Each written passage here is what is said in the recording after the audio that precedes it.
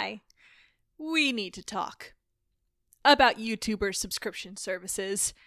If you are like me and watch high-quality YouTube content, you might have noticed a hip new trend amongst YouTube creators. Getting the fuck off of YouTube! Or, more respectfully, putting together platforms outside of YouTube. And this new trend has me asking a couple questions like, is YouTube really that bad for creators right now? Are there no other avenues for continued growth that don't put pressure on consumers? And how much money do they think I have tucked in between these couch cushions? Because this feels like an attempt to bleed me dry. So I'm going to confront this trend in the only way I know how. By ranting about it. But first, this video is going to need some ground rules. The first rule. No one deserves any hate about this. This isn't a drama video where I'm putting other creators on blast. I've loved most of the YouTubers I'm going to talk about for years now, and only wish them continued success in whatever form they choose to pursue it. Truly, I want this to be a discussion on the idea of subscription models, and not about the people moving to them. The second rule? I am not a YouTuber. I am a consumer. You may be watching this on YouTube, but I would never call a nobody like myself a YouTuber. I make what I want, when I want, and have a full-time career outside of this hot mess, so I do not go through the same stressors a channel dependent on ad revenue and views does. If a professional were to look at the difference between my average view count and my best, they'd have a fucking stroke. So this rant is entirely from the perspective of someone who now has to decide between my weekly avocado toast or the Try Guys. The last rule. This is a conversation. I think this one is the most important to understand right now. I am not a journalist. I am not an expert in economics or media business models. I'm just a 28-year-old woman on a couch with a microphone and Google. I want to talk about a topic I'm interested in because it seems pertinent to my life right now. You are fully encouraged to have different perspectives or thoughts than me and to comment with them down below. Just, keep it respectful. Now, to make sure that you follow these rules, I'm going to have you sign this legally binding document confirming you understand and agree to adhere to them. Right there. Great! I own your soul now. But more importantly, I also have access to your search history, which you could have avoided if only you had our sponsor for today, NordVPN.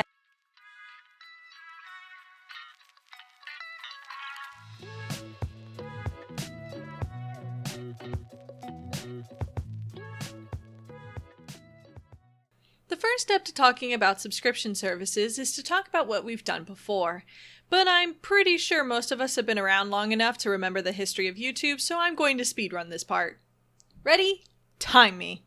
YouTube is a video sharing platform that started in 2005 with the first upload being Me at the Zoo by co-creator Ja Kareem.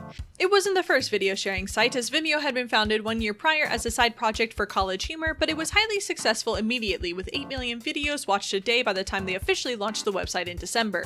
Google bought up the company for $1.65 billion in November of 2006, and by 2007 was launching the Partner Program, creating the first true monetization method for regular creators. However, this was very limited with no true guidelines for when you qualify to actually make money for your work. Instead, it was like winning the lottery. There even were individual video partnerships where you could get revenue, but only from one video. This led to the rise of multi-channel networks who would collect channels like Pokemon to create more bargaining power for creators against advertisers. This ended up going great because these companies definitely had creators' best interest at heart. 2017 saw the first adpocalypse where brands began to pull advertising from the platform due to the rise in extremist and edgy content. In response, advertisers were given more power over where their ads ended up, and a new guide was created for those attempting to join the Partner Program, where a lifetime view count of 10K was necessary to apply and good standing within YouTube's policies was necessary to be accepted. This did not totally solve the problem, as several more little apocalypses would pop up, where more problematic content would surface and ads would pull out of the space. In 2018, the guidelines for the Partner Program changed once again, and now 1,000 subscribers was needed in conjunction with 4,000 watch hours before a channel could qualify.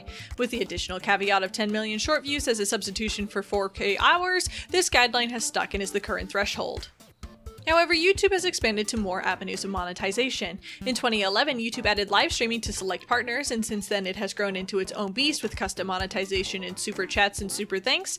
In 2014, YouTube launched Music Key, which would become YouTube Red, which has now become YouTube Premium, a subscription service that lets you play videos while you doom scroll other sites and gets rid of ads in exchange for giving some of your subscription to the creators you watch.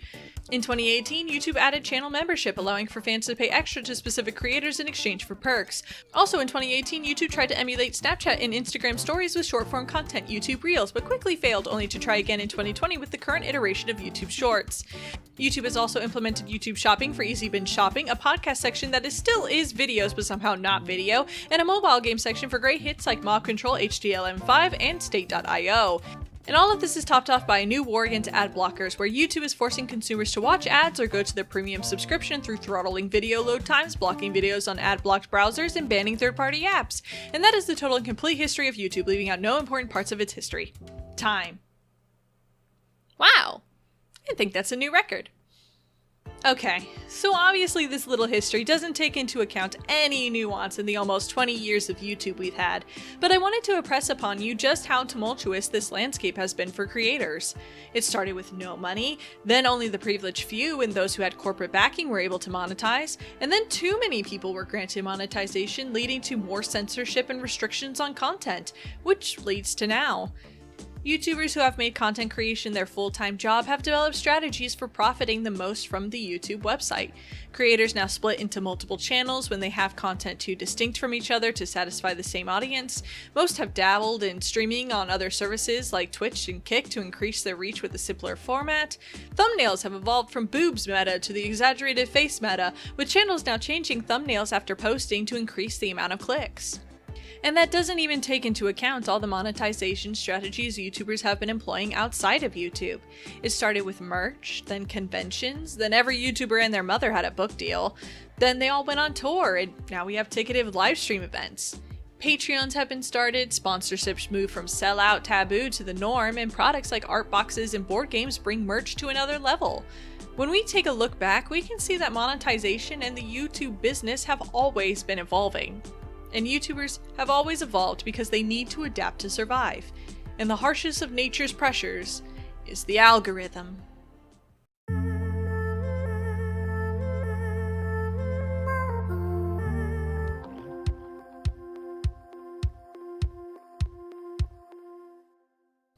No look at anything related to YouTube is complete without a discussion about the algorithm. It's this mystical force that affects everything you watch without you even noticing it. Most of the time. Most of the times you hear about the algorithm, it's because it isn't helpful to the YouTuber talking about it. It's one of those thankless jobs that gets no acknowledgement unless something goes wrong. But in reality, the algorithm is a very helpful and important part of the YouTube ecosystem. I recently got into book reviews after a lot of my coworkers started reading books that I knew I would never be interested in. I wanted book reviewers who would describe the plot of the book in their review and talk about why it did or did not work for them. I preferred a comedic tone to these, and I wanted them to be kind of fast and edited discussions that had a good pace. I didn't care about the overall length of the video, but longer and more in-depth was preferable. Lo and behold, after starting with the review of the ACOTAR series by With Sydney, who has 545,000 subscribers, YouTube recommended Reads with Rachel, who has 66,000 subscribers. And from there it recommended Unresolved Textual Tension, who only has 11,000 subscribers. Now, I bring up subscriber count to show the breadth of what was recommended to me and what I ultimately really liked and subscribed to. I would never have found Unresolved Textual Tension had I just looked up a book review for a popular book, because in comparison to other booktubers, they're pretty small. This is the algorithm working for me as a consumer. YouTube is far too vast and flooded with far too much content to shuffle through to what would actually make me happy. I don't want 148 books reviewed in one sentence each. I want long, funny discussions about the plot and pitfalls of a book I will never read. According to Wise Owl, 2,500 new videos are uploaded to YouTube every minute from over 114 million active users. Now, I know big numbers are hard to conceptualize, but that's a lot of channels to hunt through to find exactly what you feel like watching on your couch on a lazy Sunday morning. The algorithm is the consumer's friend who takes your preferences and the trends of what everyone else is watching to give you what is most likely to appeal to you.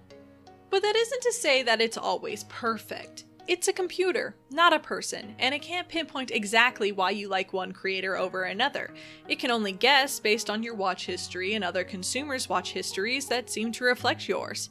This is why even though I only watch Damien Haas's livestream VODs of Baldur's Gate 3 because I like him as a person and Baldur's Gate 3 as a game, YouTube recommends me other small creators who also do long livestream-esque gameplay of RPG games. It doesn't know that Damien is an exception to my usual watching habits because I just want to watch this one playthrough of this one game. It just knows I'm watching hours of Baldur's Gate 3 gameplay and is trying to help me accordingly.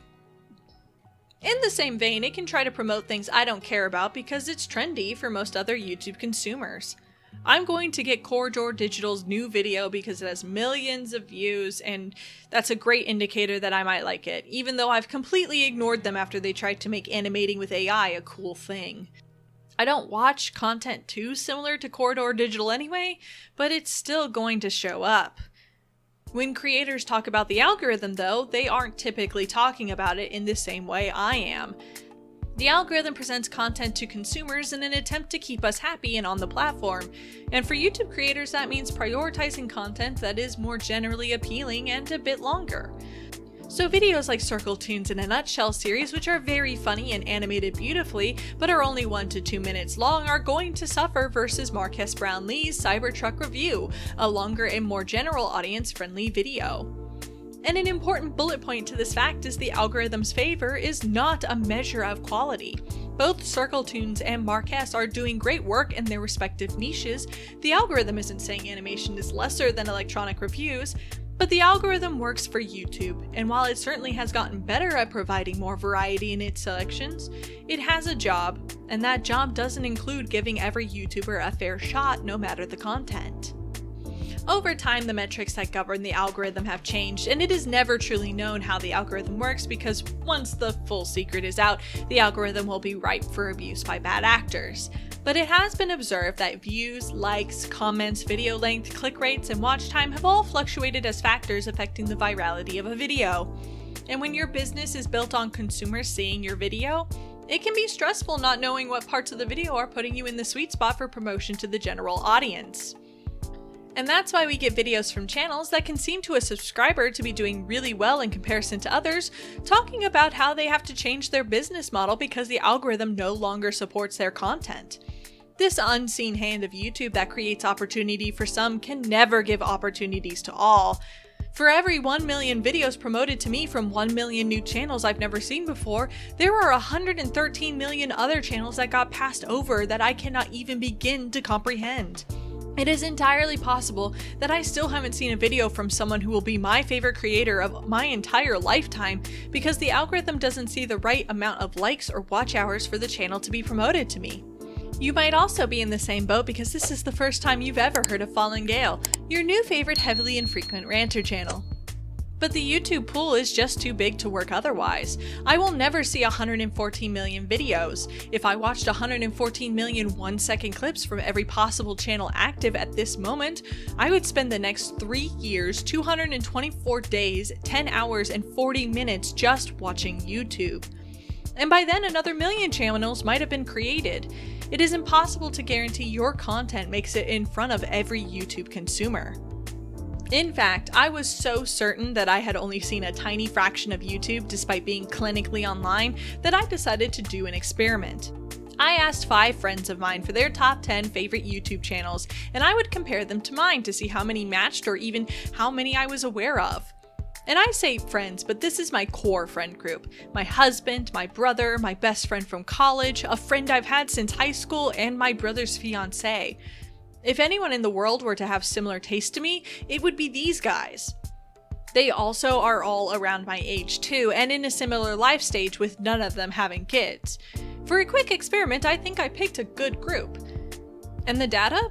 Well, it's easy to see. 21 of the 47 channels I had never heard of before. 7 others are ones I'm familiar with but haven't watched. That's 60% of my close friends and family's favorite YouTube channels that I am unaware of. channels that I probably will like when I look into them, but I just haven't interacted with yet. And that's why the algorithm is the unseen god YouTube creators have to appease. The algorithm determines what you see and what you don't. Even if you want to pretend you're above the game, it's just a fact of life that channels that evolve to fit the new criteria the algorithm presents do better. When the algorithm is on your side, your videos reach more people and you get more revenue. When the algorithm passes over you, your videos only go out to subscribers who check their subscriptions. I'm a great example of this wild difference in viewership. If you look at my Miraculous video game playthrough, it has over 100,000 views, with over 83% coming from browsing features. It has 2.3 million impressions, with over 97% from YouTube recommending my video.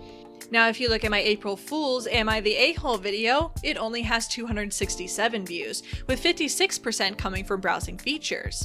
It only has 11,000 impressions, and only 59% of those were from YouTube recommending it.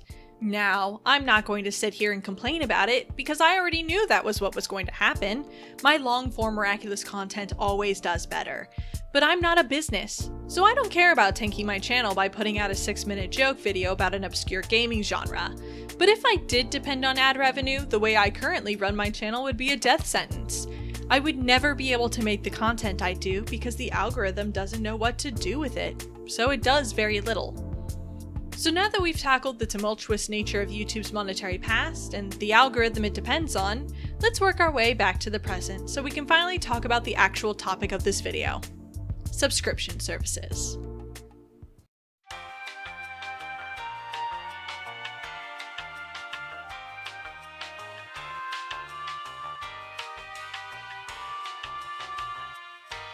The current landscape of YouTube is typically like this. YouTuber has a main channel for big content they are well known for, and possibly one or two side channels for less intense or wildly different content. They have social media presences on Twitter, Facebook, Instagram, and TikTok. They'll have sponsorships for every video and a podcast on the side.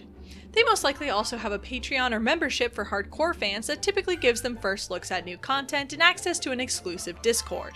They'll have a merch line or a side business completely separate from their content, typically high-value items like clothing, makeup, or coffee. And finally, they'll get a limited run YouTube's figure, proving they really made it in the biz. This is good business. Any professional will tell you that you should never base the entirety of your business on someone else's business, which is exactly what a YouTube channel is. Business. If YouTube were to go down today, the only record of Fallen Gale as a creator would be a barely touched Twitter account. I really want to emphasize that I am a bad YouTuber.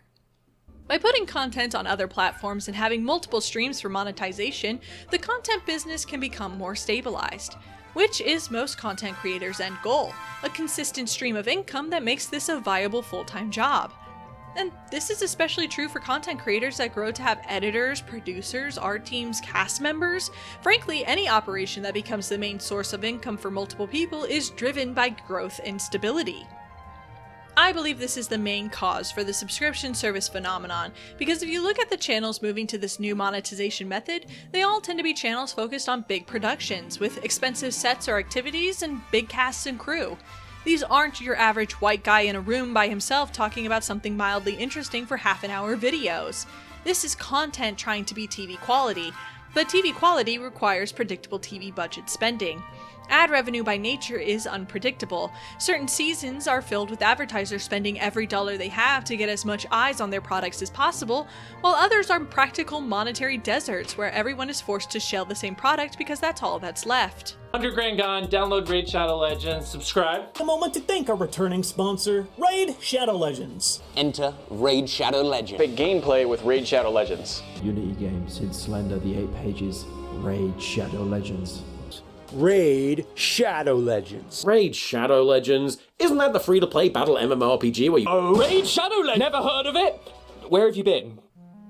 Even you as an audience member can notice this dip in January, when the Christmas season ends and YouTubers crawl into their recording studios for a well-deserved hibernation until the ad season starts back up and they are free to hunt again. But that doesn't mean it's the only time the revenue fluctuates. The adpocalypses are a great example of the tenuous relationship content creators have with advertisers. All it takes is one bad news story about a Swedish man in Brighton, and suddenly your company, 9,470 kilometers away in Japan, is struggling to pay the 5 employees you've easily employed for the past 3 years. But perhaps even more frustrating than the ad system of monetization is the method in which it's held together. See, in a typical business, I offer you, the customer, a product, give it a price, and you then decide if that product is worth the money. If you do, then great, you get product, I get money. If you don't, I then have the option to change the price or alter the product until it becomes something you do want to buy. Basic economics. Like, really basic baby economics. But YouTube isn't creators giving audiences a product. In fact, the audience isn't even the customer at all. YouTube is creators making a thing, and giving it to a middleman for free with the promise that if the middleman can make money using the thing, the creators will get a portion of the profits. That middleman then puts that thing in front of a wealthy customer and says if they pay the middleman will use this thing to attract what they really want. Our eyeballs. Because on YouTube, the videos aren't the products being sold. Our attention is. Okay, so the metaphor might not have been very helpful, but the point is that YouTube is this barrier creators have no control over that separates them from anyone who actually has any money. As a creator, you can make this beautiful video full of insight and thoughtful research and 100% god-tier takes, but that doesn't mean it has value as a product. It only has value if YouTube can use it to gather audience attention, which is the real product. And if YouTube determines that your video is too adult for teenagers or too edgy for family-friendly brands, they get full rights as the middleman to determine your video's value as nothing at all. And of course, that issue is compounded with the fact there are so many videos coming in at once that a real human isn't even the one determining that value. It's the algorithm. And it's really hard to fight over nuance with a computer. So the obvious next step is to cut out the middleman and promote your video to the wealthy advertisers yourself. This way you can ask for payment up front and guarantee value in the video you spend time and resources making. And this is obviously what a sponsorship is, and it's worked really well for a lot of creators. Now you can't go 5 minutes without seeing a skit that's actually an ad, or hearing a corny line that's actually a lead into a hastily put together sponsor segue. So if you want a better listening experience, then you need to get a subscription to Audible, our sponsor. This makes sponsorships a great solution to the middleman problem, but not a perfect one. See, while YouTube has been removed as a middleman, it hasn't been removed as the platform where the value of your content is measured by its ability to garner attention. The content still isn't the product, and that means advertisers still hold the same power they did before, just now more directly. If your video has content that clashes with the brand, they can pull out of the deal. If you slowly lose views on your videos, there isn't as much value in your videos, and that means lower offers from advertisers who no longer see you as an effective method for promoting their products. Not to mention promo code offers where the advertisers add an extra metric for you to cross. Now you aren't just trying to get views, you also need to be a convincing enough salesman so the marketing branch of whatever company sponsored you can see that your words actually motivate your audience to spend money. And when you're only in the content creation business because you want to make entertainment or art or overly analytical looks at children's media, you being forced to be a salesman for products you don't care about can be demoralizing. So if you don't want advertisers to hold money over your head and you don't want to leave your company in the uncertain hands of the YouTube middleman, you need to find a new way to earn money from your creation. Some just accept the constraints and change to fit current trends in advertising and the algorithm. Some use their own channels like advertisers do, using the audience's attention to promote their own outside companies that sell products directly to customers. And some have gone to the drawing board and reverted back to the baby basics of economics. Make a product and sell it directly. Only this time, the audience isn't the product. They're the customers.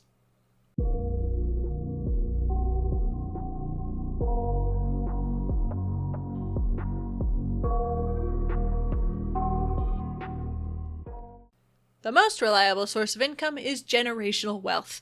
But since very few of us are the ruling monarch of a small, vaguely European country, or the upper 1%, we have to settle for a little less.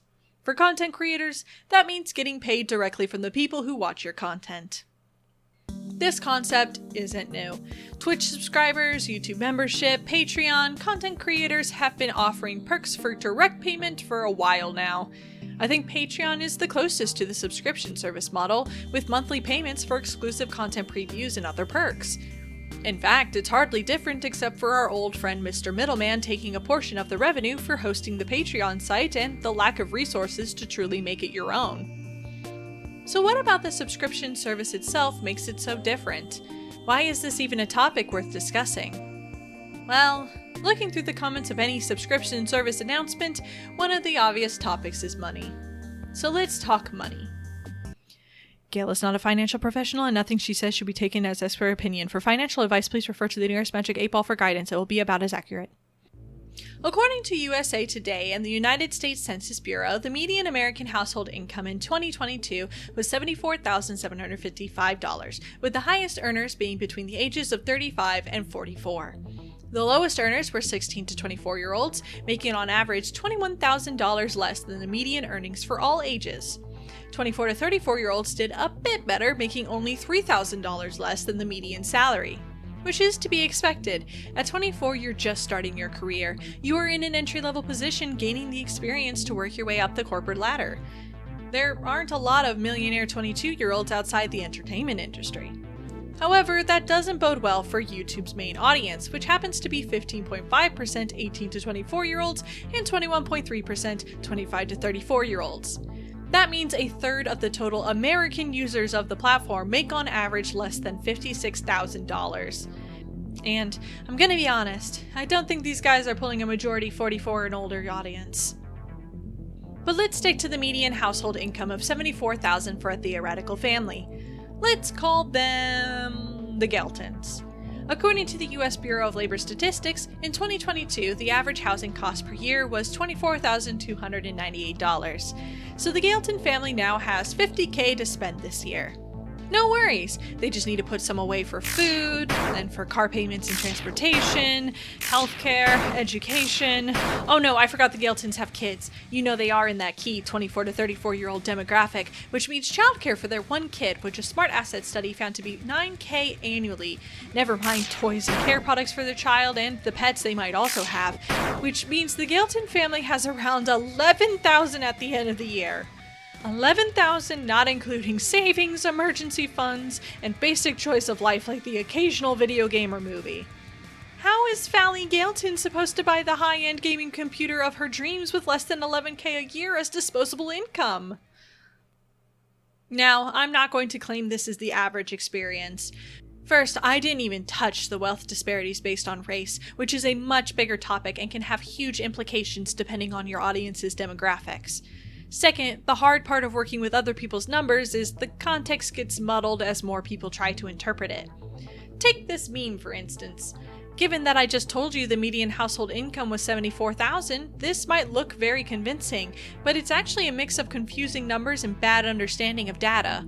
$74,000 is the household income, yet they claim it as average income, then work with the number as if it was for an individual.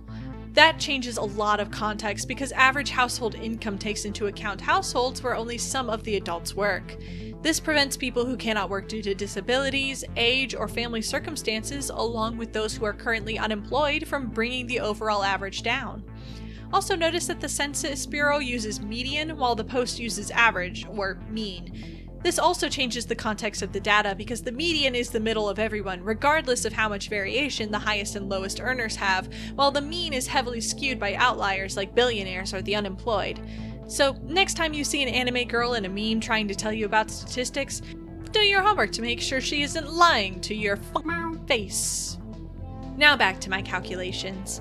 While I at least try to keep my values consistent, obviously I got my values from 3 different sources that might have very different criteria or overlapping expenditures that make my elementary estimate wildly high or incredibly low. But I don't need my very basic subtraction of values or an anime girl to prove the cost of living is rising almost everywhere across the globe. I can rely on actual journalism to prove that for me. UK inflation has hit its highest level in almost 30 years as soaring food costs and the energy crisis drive up prices. The belt tightening the majority of Australians have endured over the past year has caused enormous hardship. In some areas of the town, 3/4 of children live in poverty, whilst more than 20% of people find it almost impossible to pay their energy bills. Even Africa's largest economy, Nigeria, has not been spared from high inflation. A worrying new picture tonight of the financial burden Canadians are carrying and the anxiety it's creating as higher interest rates and the cost of living stretch budgets. The high cost of living is forcing some older Americans back into the workforce. CBS correspondent Christiane Benavides shows us how one woman went from living out her golden years to going back into the office. It's actually very sad and not what I wanted this video to be about. This was supposed to be a silly little video about a trend on YouTube that doesn't matter at all in the grand scheme of things. And to be fair, it is. I'm not about to pull an H-bomber guy and reveal that the second half of this video is actually about the corruption of insert any institution or government here. But it's important to keep in mind the context of what the reality of the world is like whenever you talk about value. As cold as it is, you don't need to care about the living situation of everyone else on a regular basis. The average person doesn't. We live our lives in these specific bubbles that keep us insulated against the world at large. But when you are selling those people a product, suddenly understanding what they have to give becomes incredibly important. So let's take a look at what's being offered. First, our selection. I of course pulled data from the big 3 channels everyone is really thinking of when you say subscription service. But I also added 3 more services: Philly DTV from Philip DeFranco, the Mythical Society from Good Mythical Morning, and Nebula, the science service you probably don't know exists but has creators like Lindsay Ellis, Salmonella, and Legal Eagle, plus one of my favorite podcasts, That's Absurd, Please Elaborate. I added these categories to 1, show that there are more than 3 channels following this trend, and 2, to add some variety in typical content found on these services. So first, let's take a look at base pricing. Across the board, we see pretty similar prices for these kinds of services, sitting at the $5 to $6 mark, except for our clear outlier Philly DTV at a whopping $10, unless we upgrade our Mythical subscription to a 2nd or 3rd tier, which brings the total up to a maximum of $23 a month. Oof. Next, we can look at what's available for consumers who've subscribed to the new platform. Looking down the line, the obvious default is the ad-free experience. I didn't include the backlog as a real perk because it's available for free on YouTube, so if there is a benefit to having it on the platform, it boils down to the ad-free experience again. But otherwise, the key perks are usually access to the creators via Q&As or exclusive content only available on the platform. I think Nebula is the only true surprise for me, offering classes by some of their creators, which is a surprising idea that I hadn't considered. Next, let's take a look at pure exclusive content output. Of course, we need to give Watcher and Second Try a pass because their services just started, but here we start to see big differences in strategies. The Philip DeFranco show stands out because it seems like the subscription adds nothing but the ad-free experience. I know there is a podcast and a members only area on the website, but when it comes to pure video content, it isn't providing much. On the other hand, Nebula seems to be overwhelmingly ahead in terms of pure watch time available on the platform. However, that doesn't take into account that Nebula is actually a multi-channel network of about 160 creators. That output is by a wide variety of independent channels that create individual series with less predictability than most of the others on this list. Dropout does have 24 series if we don't count every iteration of Dimension 20 as its own series, which is a substantial number, but only 9 seem to be current or recurring. And then we have Mythical, which differs by tier level with 2 exclusive video series for 1st degree, 3 more for 2nd degree, and 3 more for 3rd degree. Now I'm going to be fair and put some disclaimers on this data. This data is likely to change in the future as both the Watcher and Second Try services grow, and the rest add or retire content to suit their needs. The numbers were also pulled by me actually going to their websites and physically counting, because if you ask Google how many exclusive series Dropout has, the AI bot says several, which is not helpful at all. Also, none of these websites tell you outright how much content you're buying, just general terms like exclusive videos featuring the mythical crew, which could literally mean anything from 2 to 2 million. So if they aren't 100% correct, I'm sorry, but I did my best looking up a topic no one cares to make easy to read charts about. I also want to be fair to Philly DTV and give it the benefit that it doesn't seem to be an intended replacement for YouTube in the same way some of these other services are, instead being a way to support the DeFranco team if you appreciate the journalism they do. So what conclusions can we pull from this chart? Well, it depends. Second Try and Watcher are too young to really have value right now, so what you're paying for is the investment in future content. You're basically saying you believe in the continued value of what they intend to produce rather than what they currently offer. And if you like the channels themselves, you probably are going to like the new content. And if you don't know, 4 of the 6 services give you a free trial of some sort to determine if you do. But if I had only $10 to spend, my money would currently be on Nebula for the larger variety and breadth of content currently available. But that's where the "it depends" comes in, because Nebula is a very different kind of subscription service than the others. In fact, only half are truly similar. Which leads to my last category, type of content. I think it's important we look at what expectation these services are setting. Nebula is clearly just an alternative to YouTube without being a competitor. It's a lot of channels, though these creators are specifically invited, that tend to be educational or at least discussions about concrete topics. Their service is a curated YouTube with some exclusive features and content. Mythical, on the other hand, is a clear supplement with no replacement ideas built in.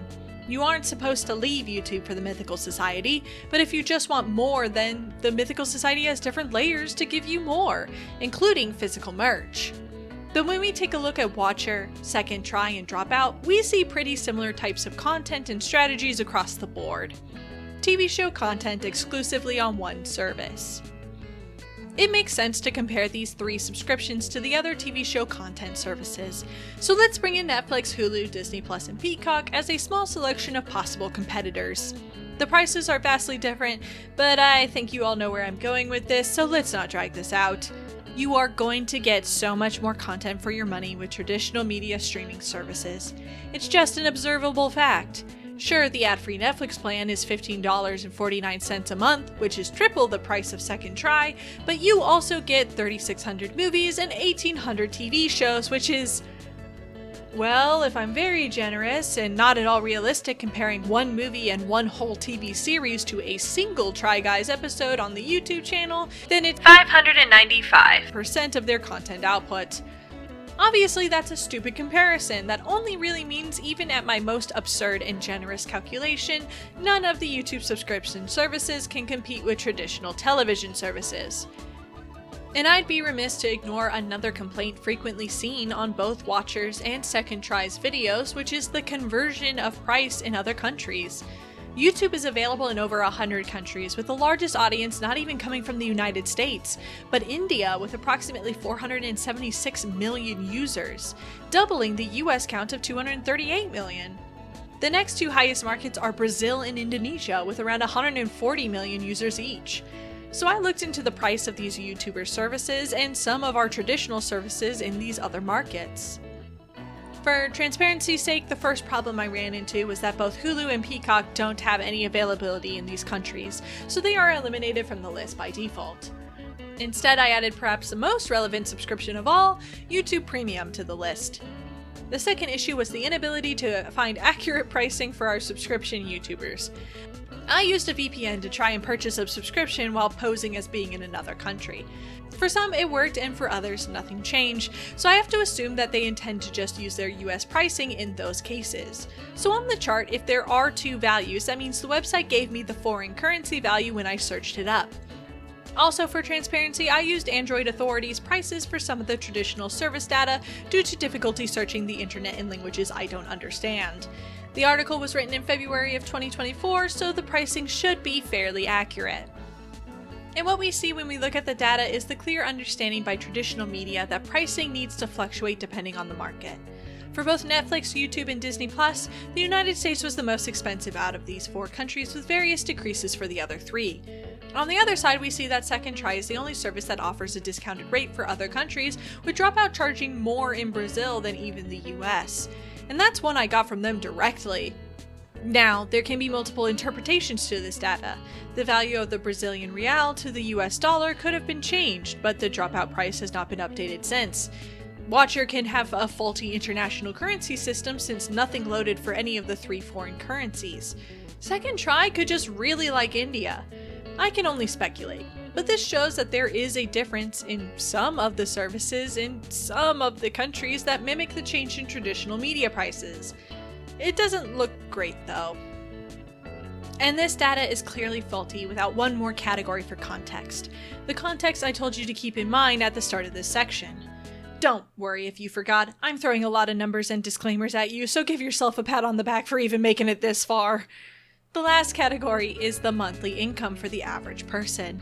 According to TimeCamp and the CEIC, none of the 3 biggest YouTube markets outside of the United States comes close to its average monthly income. At best, I could find Brazil with $750 a month, but the CEIC put it at $590 in April of 2023, so as a 28-year-old economy dunce, I'm just gonna put both in there. But it doesn't matter.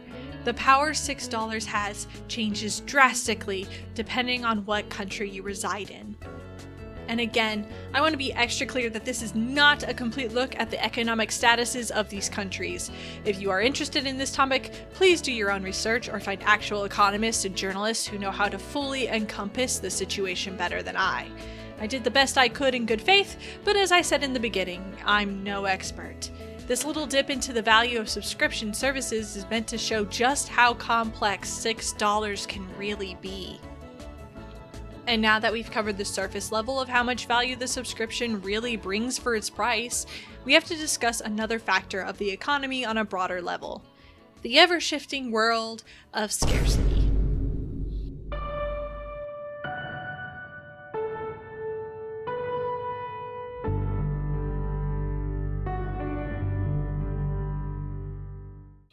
I know I just talked about numbers and economics with you, but I promise that this section about numbers and economics is a lot more light and digestible, like a crisp garden salad after a hearty, heavy meal.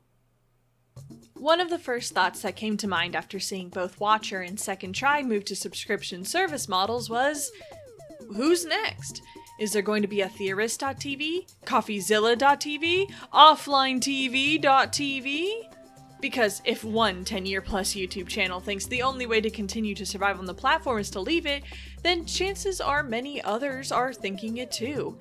But therein lies a new problem. Not for the single channel that moves, but for the ecosystem as a whole. YouTube is unique in that while everyone is competing, there happens to be a lot of trophies to go around.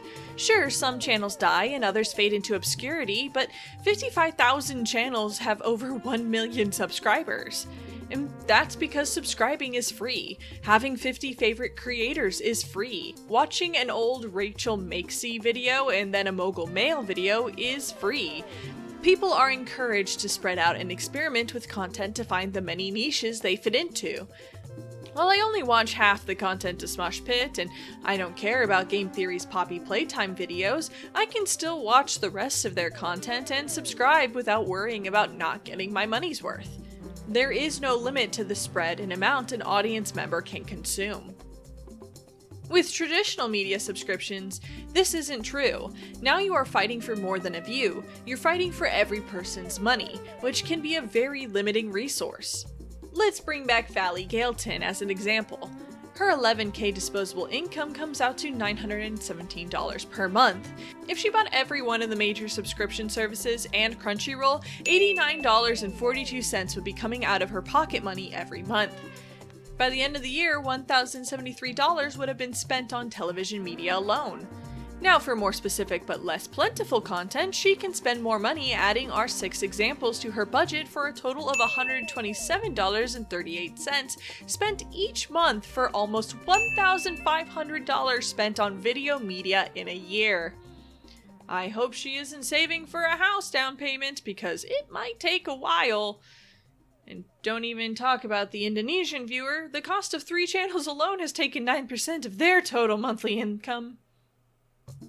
Now, of course, most people aren't going to spend that much on subscriptions they might barely use.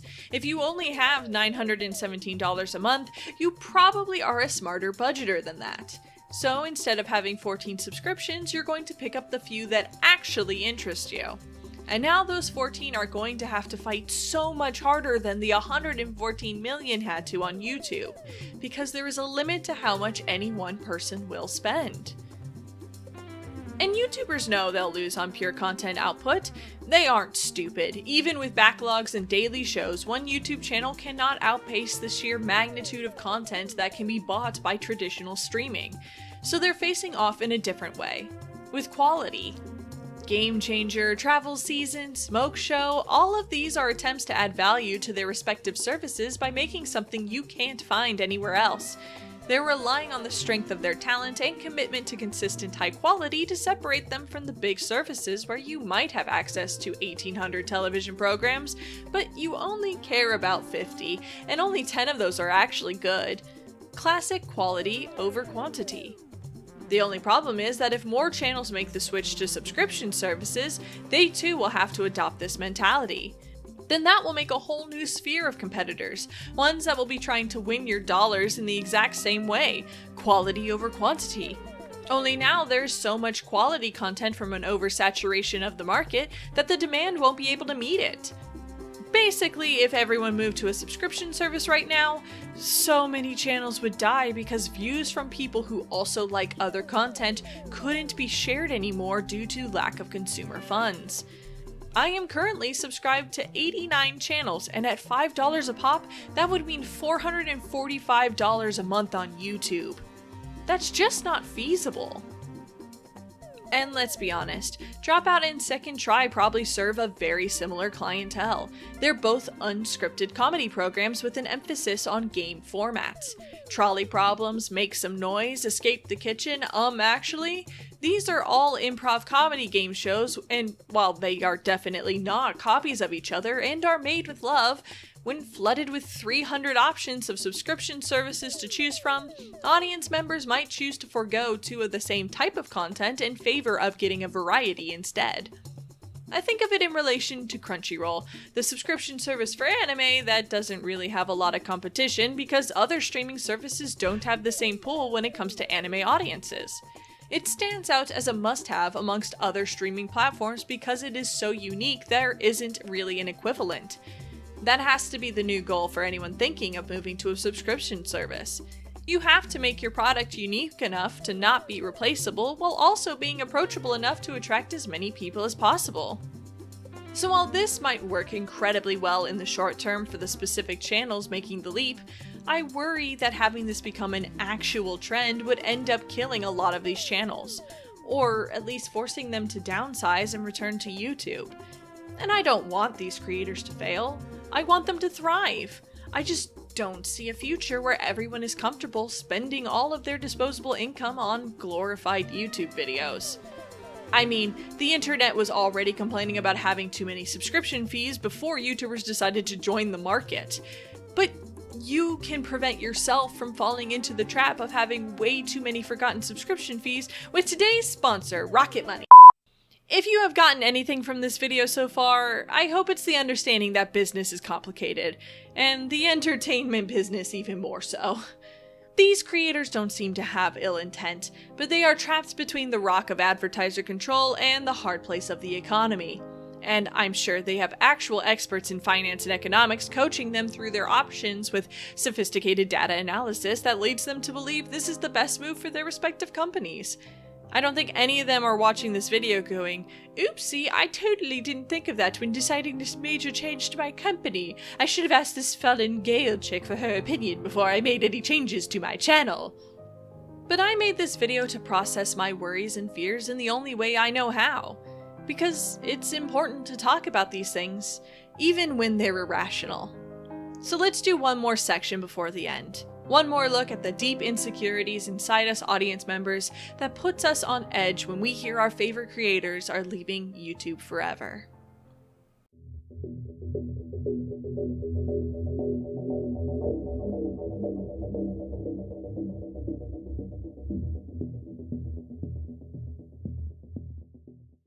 On April 19th, 2024, Watcher announced its departure from YouTube in the formation of its new service, Watcher TV. It went really well.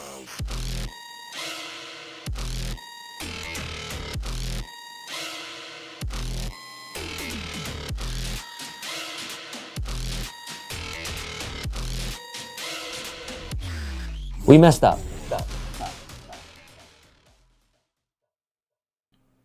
I felt hurt when I saw this video, because I really love their content. Ghost Files is a classic. Mystery Files is fantastic. But Puppet History, that is a comfort series I will rewatch over and over and over again whenever I feel worn down by work. It is one of my favorite YouTube series, period. So much so that even though I don't usually buy YouTuber merch, I got a Professor plush. So the thought that I would never be able to see any more of my favorite series, that it would continue without me, broke my heart. Because I am not a big subscription spender.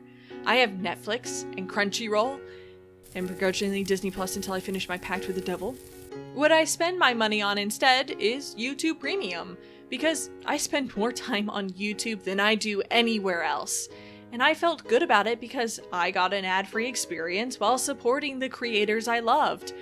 I know it isn't worth it to other people, or too expensive for some, but since YouTube is literally my emotional support app, I found it worth it. But here they were, 3 guys on a couch, telling me that my passive support wasn't enough, and they had to move to a new platform where the people who were willing and could actually afford their merch and live events and Patreon and watched all their shows and podcasts could come together and see more of what they liked because they had the money to buy their way in and fund the new lavish lifestyle Watcher wanted to live. Only they never said that. That was just the message a lot of fans received because our feelings were hurt. I'm not going to lie, it was probably really bad optics to say that you need to charge your fans money for a previously free service because it's the only way your company can survive, while also announcing one of the new series being produced was one where you send the owner of the company and his friends around the world to eat expensive meals. A bit tone deaf, guys. But it doesn't really matter what the truth of their financial situation is because the audience now has opinions on what they should have done instead. Comments are flooded with paragraphs about all the ways they have taken money from them so far, how they love the cast without all the frills of post-production, how the size of their company is too large. I know one of my first thoughts was, why didn't you move out of one of the highest cost of living areas to a more manageable area if most of your content is travel and set-based anyway? Too Many Spirits doesn't have to be filmed in California. It could be a bonfire literally anywhere. Even other YouTubers got in to give their hot takes about the legitimacy of this decision. I'm gonna peel back the curtain here real quick. I have more than 25 employees, considering I also have an esports organization which has a lot of players on it. And I'm going to tell you, since they're professional gamers, their salary is going to be significantly higher than their employees' cost. And I'm able to finance all of that completely fine through streaming. And my streaming numbers are nowhere near as lucrative as their Patreon numbers. It's not even close. Theirs blows me out of the water.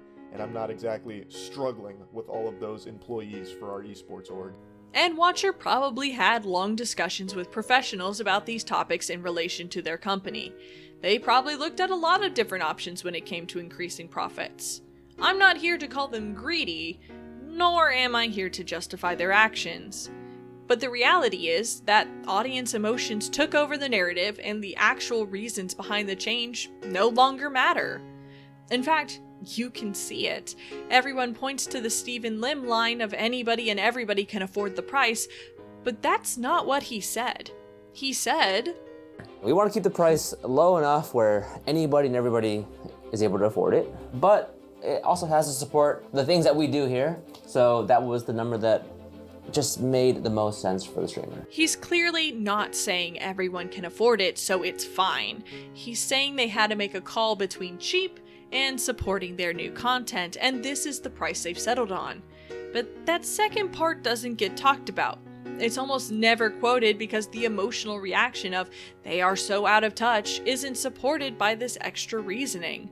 And I don't blame that emotional reaction because I too felt abandoned by the way they put together this video.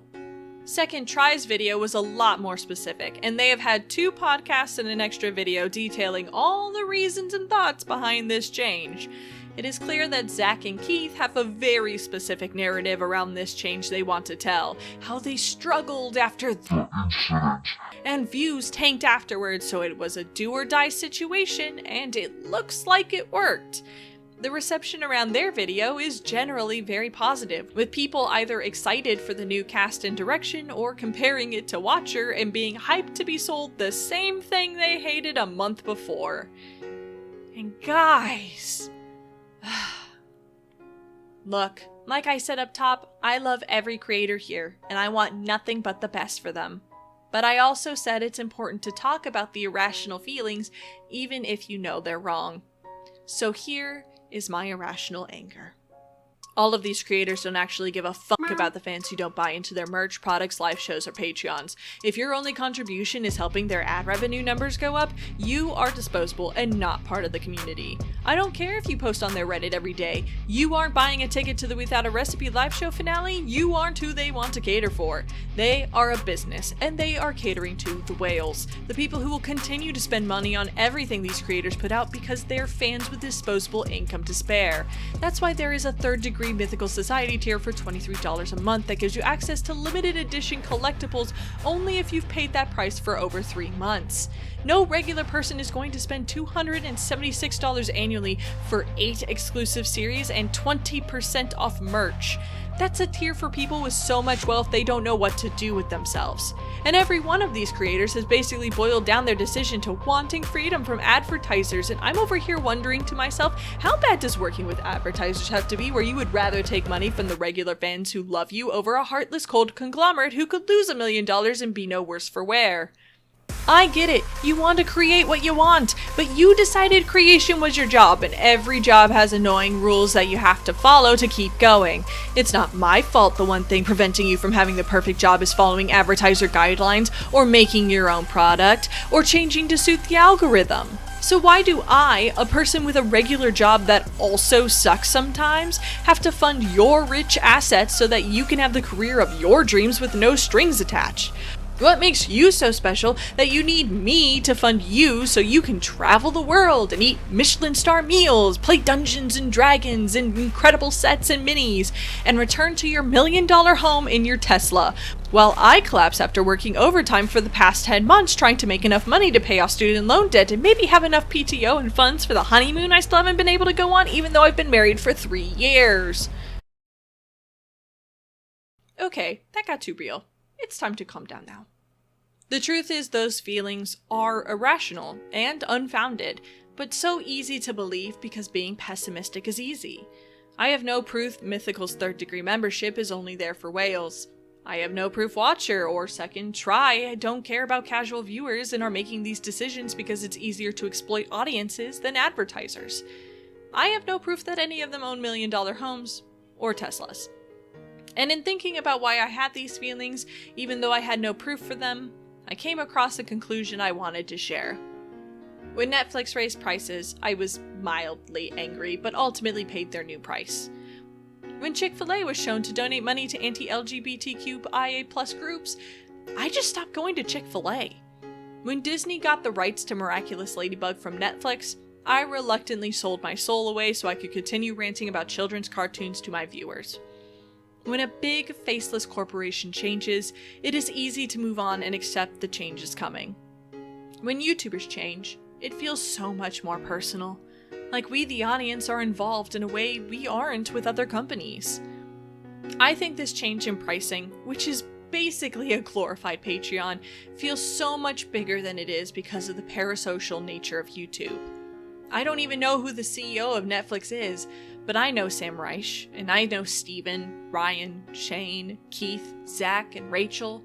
I've seen them leave BuzzFeed and College Humor behind to grow into their own independent things, full of triumphs and heartbreaks. With these creators, with these companies, we as the audience feel more entitlement to their success because that's part of the parasocial formula.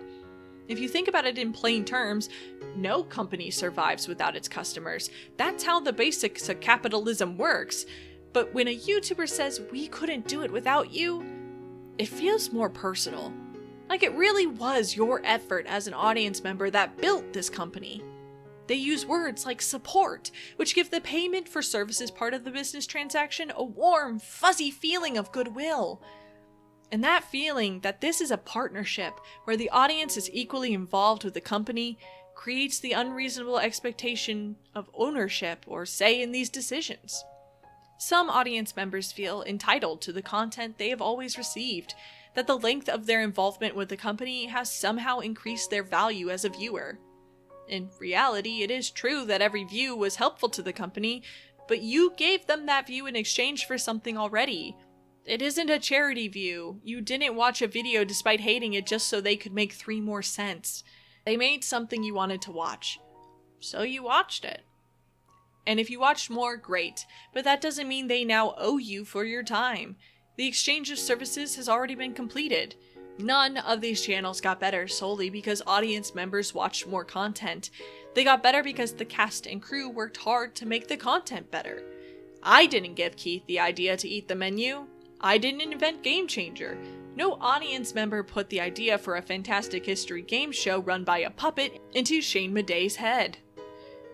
So my first thought of, well, just move out of California is actually so much crazier than just raising the price for some of their viewers. It would involve moving dozens of families in order to keep the crew that has worked best with the talent and been the brains behind some of the channel's best ideas. But I wasn't thinking of the entire operation. I was thinking of me, the viewer, and them, the YouTubers. I was thinking and feeling in this parasocial bubble where I was owed something because I had liked these channels' contents before. And sometimes it works the other way too. I can't be the only one who feels kind of guilty when a YouTuber explains they don't do their one series anymore because not enough people watched it, like GMM and non-food episodes, or Jazza and character concept episodes, or game theory science episodes. I never feel conflicted about not eating at a McDonald's every time I pass one, but sometimes I skip a video in my subscription feed, and then the YouTuber seems so sad it didn't do so well, and then it's my fault they're sad because I probably would have liked it if I had given it a shot, but I'm a prude. I don't like smoking and drugs, so I moved on, and I meant to get back to it, but I forgot, okay? I just forgot. I got a lot on my plate, you don't understand! Actually, I haven't even touched on the fact that all 3 of these channels still plan to have YouTube presences. Both Watcher and Second Try have explicitly stated that the content we are used to seeing will be staying on their respective channels, just later than they appear in their subscription services. While I want to give them the benefit of the doubt and say this is because they do still want to reach the regular ad viewing audience, a bigger part of me believes it's just another business move. Dropout only puts out trailers, clips, and the occasional full episode as a way to advertise their content. The YouTube audience isn't the main audience for them. It's a separate group of people who could possibly become customers if enticed enough by free samples. But it's brilliant because it costs nothing to post a video on YouTube. It's basically free advertising, especially if your channel already had subscribers from, say, a previous company focused on YouTube content that pivoted to subscriptions after already amassing a loyal and large following. I think both Watcher and Second Try wanted to follow their lead. Watcher especially with their Goodbye YouTube video basically spelling it out. Most likely the only reason both companies pivoted strategies is because of the Watcher backlash. Because having everything be on one platform is much more valuable and a bigger incentive to buy into the subscription than just the idea of seeing a video a month earlier. I would not be surprised if as they add more shows, they slowly start becoming more and more exclusive until they slowly phase out YouTube content in general, conditioning their audience to migrate to the service. We could go on and on about the validity of these channels' choices. As the audience, we can speculate if 25 employees is really necessary for the channel's success, or if it would be just as successful if it was 2 dudes and a black screen with text. We can look at all the monetization methods they've employed so far and make assumptions that those streams of revenue should be enough to do business, and we can look at other channels and make comparisons to prove they're just greedy. Or we can accept that content creation is a business, that we are owed nothing from them, and they aren't owed anything from us either. That change is inevitable, and we don't have to agree with the change. That we choose if we join them moving forward or not. That if this is where our time together ends, we can wish for the best for them and send them off with a smile and remembrance of the good times we had, and then move on to new creators and new experiences. We can choose to break away from the past and look forward to the future.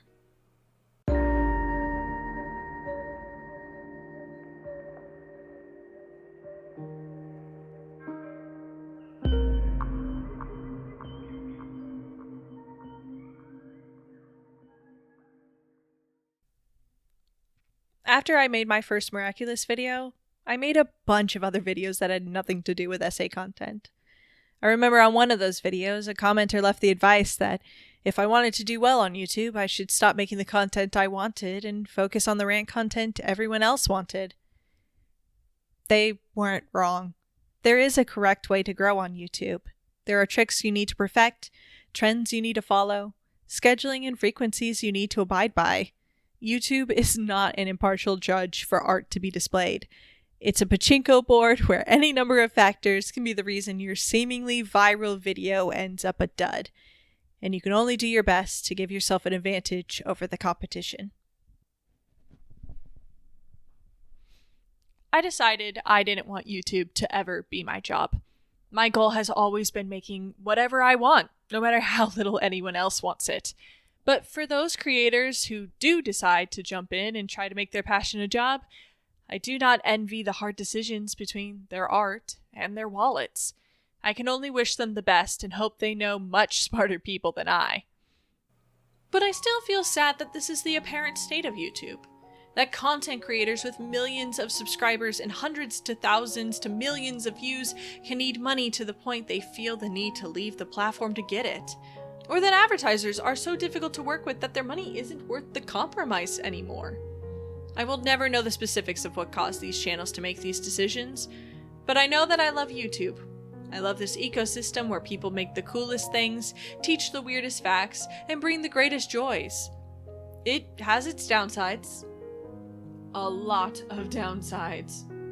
But I really like finding communities of people who like the things I like, who want to go big with their dreams and actually go for it, who take things to new levels in ways I never thought of. And all for free, or the low cost of a couple advertisements annoying you as you watch. And let's be honest, 3 creators leaving does not mean the death of YouTube, or these creators. This really is just a glorified Patreon right now and not a cause for panic or dramatics. But nothing stays the same forever. The YouTube of my adolescence is gone, and so too will be the YouTube of my young adulthood. And as everything ages, we have to ask the question, how do YouTube channels end? And actually, Jojo Siwa's recent stint in the news gave me the framework of an idea. In a way, YouTubers are like child stars. They usually get popular for very specific content among a generally young audience, and as long as they are young enough to continue making that same type of content, they can coast on their success. But at some point, those creators grow up, just like child actors grow up, just like their audience grows up. And then the same exact thing over and over and over again isn't enough anymore. And like child actors who try to break into Hollywood as serious adult actors, content creators seem to long to become legitimized in their own ways. By becoming authors, film directors, late-night hosts, or in this case, TV studios. And sometimes it works, but most times it doesn't.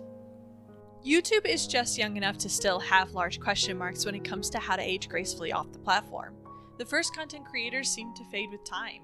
I found a blog post from YouTube where they congratulated the first round of YouTubers joining the partner program in 2007, and looking up those channels was like touring a graveyard. Val's Art Diaries last post, 11 years ago.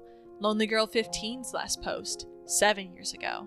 Lisa Nova, 10 years ago. And those that are relatively more current are shadows of their former selves. Happy Slip with 10 videos, all under 100k views in the last 9 years, and Renetto barely breaking 1,000 views in his last set of videos a year ago. Of course, Smosh is still here, and they're thriving. Hi, Anthony. Glad you're back. So excited you and Ian own Smosh again. Your new video with the charades thing? That was a delight. But other YouTubers from my teenage years are retiring, putting out less and less content, or have just quietly left. There is no roadmap to longevity on a platform this young yet. Creators like Smosh, Good Mythical Morning, and Game Theory are making those maps now with different strategies to try and help their channels live on. And I guess for Dropout, Watcher, and Second Try, the road they've chosen is one that leaves YouTube. Possibly forever. There is an interesting case study to be found in perhaps the first subscription service of this kind, Rooster Teeth. Before Dropout, before College Humor and BuzzFeed, before YouTube itself, Rooster Teeth had a subscription tier that gave early access to those wanting to see red versus blue. Back then, it was out of necessity since it cost them money to host their own videos because YouTube didn't exist. But when YouTube showed up, it became a competitor. Rooster Teeth First was a familiar template, a subscription service that ended up at around $5 per month, where members got access to exclusive content, early access, and merch discounts. They had podcasts and let's plays and game shows and animated series and video games and improv comedy and live shows, a convention, a movie, comics, the whole shebang. Eventually they caved and made a YouTube channel as well. And despite the service being around for 20 years, Rooster Teeth was shut down in March of this year, with reports coming in that it had only a quarter of their peak subscribers by the end, and that the whole thing had been unprofitable for a decade. And Rooster Teeth had been bought and sold by big media companies for most of its life, which could be a reason why it lasted so long, or the root of its downfall. I'm not going to speculate on why Rooster Teeth failed, but it's probably the only long-standing example of a small group of people creating a subscription service mostly for an internet audience.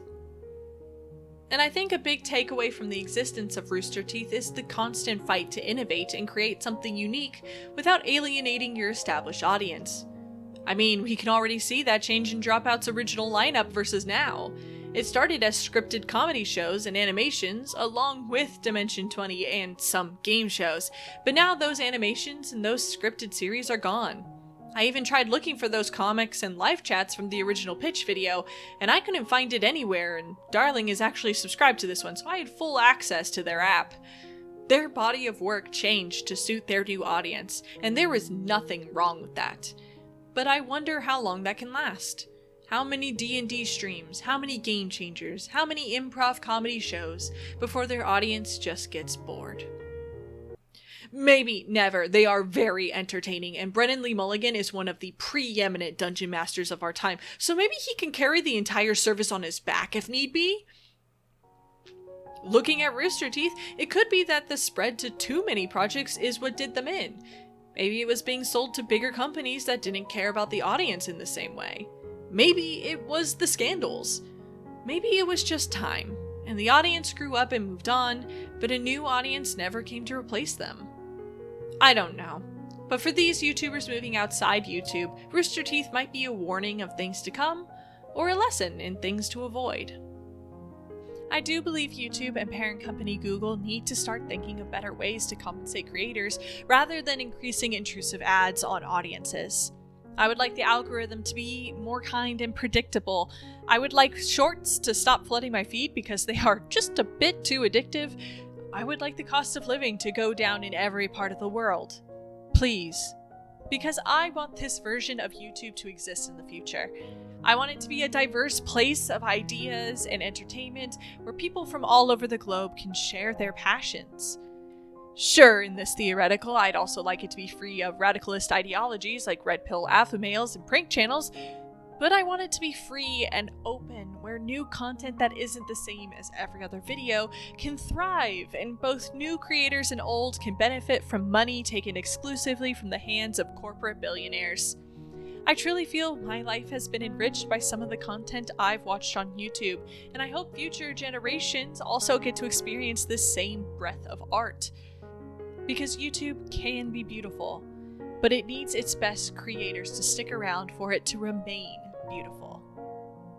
But don't listen to me. I'm just a 28-year-old woman talking to a camera in front of a couch, reminding you that you can avoid ads too with today's sponsor, YouTube Premium.